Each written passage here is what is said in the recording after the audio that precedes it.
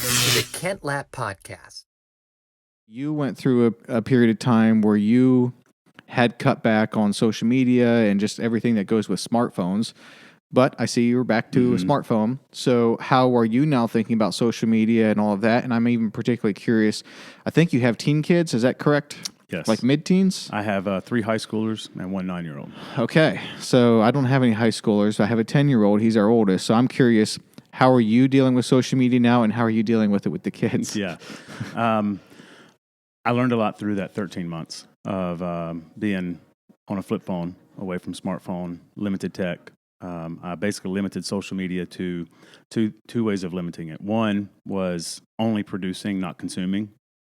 Okay. So there's usually 2 types of people on social media: the producers who disperse info, consumers who consume info. Yes. Scroll, mindlessly clicking. And so my strategy through that 13 months was one of the, well, not strategy, my takeaways was do more producing rather than consuming, and limit it to actual like computer time and not handheld computer in my pocket. Yes.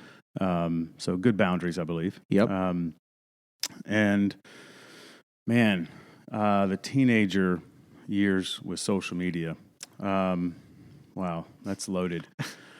So all my 9-year-old has an old iPhone that is frustrating and slow and not connected, cellularly.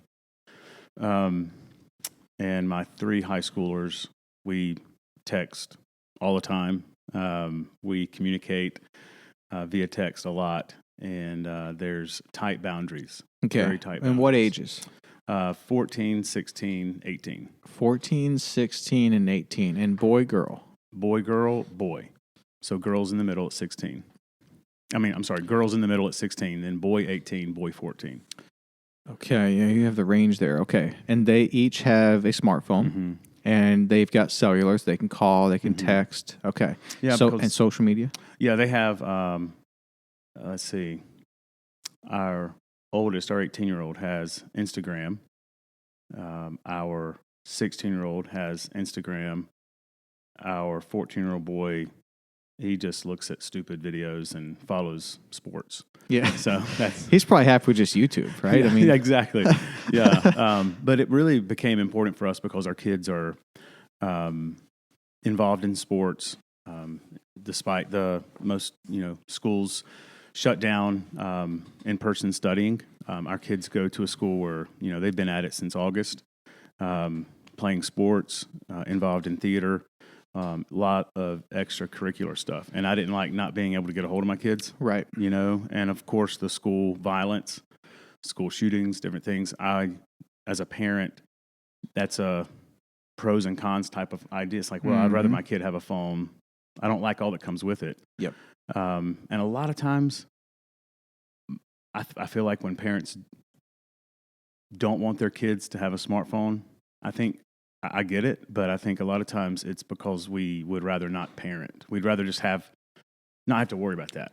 Yeah. In regards to that. Right. That's an interesting philosophy, which I agree with, and we're trying to kind of grow in that area, which is instead of just, laying down some do's and don'ts, then talking through why some of those do's and don'ts matter, and I guess just growing the child as opposed to laying down the law so much, which is what you're saying, which is it's easier as a parent to just not have the smartphones, not have the social and the thing is, it's only a matter of when, right? It's not like you can, at some point they make their own decisions and it doesn't matter what you say, they're going to have Instagram, right? That's whatever age that is, 21, 18, whatever. So what you're taking the approach though is those things are out there. Society's already using them. Let's coach them and teach them and train them into how to use it and how to use that in a wise way and not let it own or control them. That's what I'm hearing you say. Absolutely. Which I agree. Yeah, totally agree. I think it's wise. For us, that's the path we're taking.